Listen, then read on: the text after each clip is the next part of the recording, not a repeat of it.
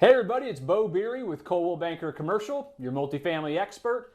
Today's kind of a nerd segment because we're going to be working on calculations and spreadsheets and all that good stuff and numbers.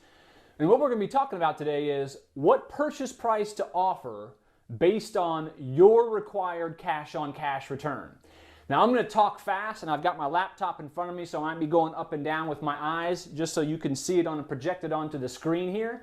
But if you follow along, there's some really cool calculations here, and you can set up your spreadsheet so you just plug in stuff and it always spits back numbers to you pretty quick, all right? So let's set the scene first. We're looking at an apartment complex or whatever income producing asset, and it's got a gross income of $350,000. You got operating expenses of $166,000 and change. The seller's asking $2.8 million on the price. And our return requirement for cash on cash is 10%. Now remember, a cash on cash return is your cash flow after all the operating expenses of the property and your principal and interest debt payments, okay? So divided by the actual money you have in it, okay? So that's the property. Now let's talk about our loan terms, okay? So our loan equation and our loan outputs are part of this whole equation. So you want to figure out what kind of loan you can actually get on this property. And for this example, we're using a 75% loan to value, a 4.25% rate, and a 25-year amortization. All right. Now we need to figure out what the current net income is. So obviously $350,000, you subtract off the operating expenses, you got a net income of $183,750, which we all know how to calculate a cap rate from that. You take that net income of $183,000 divided by the seller's sell price of $2.8 million, and we're currently sitting in a 6.56% cap rate property, okay? So let's keep going a little bit longer and you'll see how this all ties together. It's super cool. So now we need to figure out some loan information.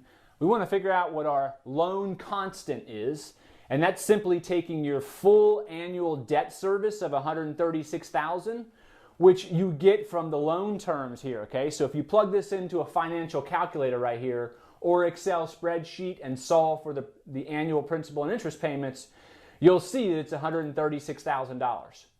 You divide that by your actual loan amount, which if you remember is the 75% of the $2.8 million gives you the $2.1 million.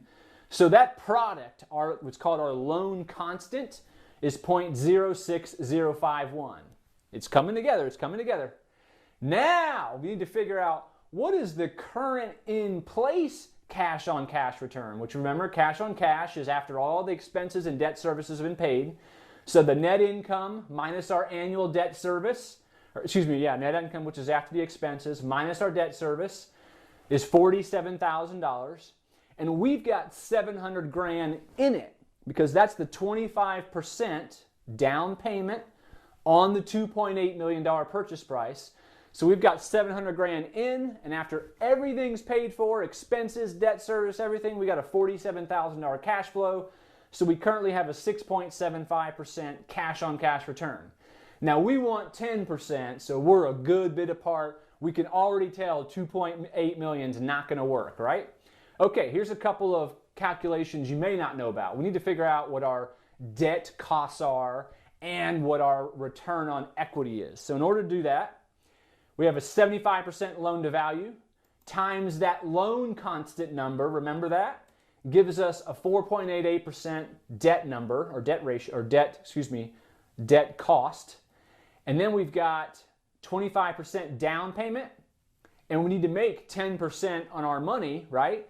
So that product is 2.5%, and look at this, it's kind of cool. I bet you didn't know this. So when you add those two together, you got a required capitalization rate of 7.38%. Now it's starting to come together. You see what we need to do? Now you take the actual property's net income of $183,750.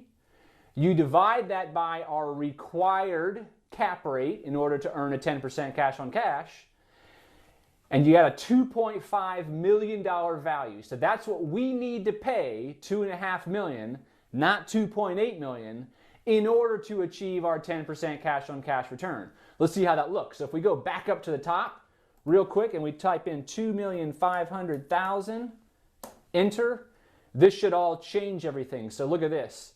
So now we've got a cash on cash return of 9.9%. And there's our required cap rate is the same as our required cap rate, right? Pretty neat calculations. If you want a copy of this spreadsheet, just shoot me an email, or you can visit my website. I got a bunch of other cool videos on there, stuff like this. Thanks for taking a listen.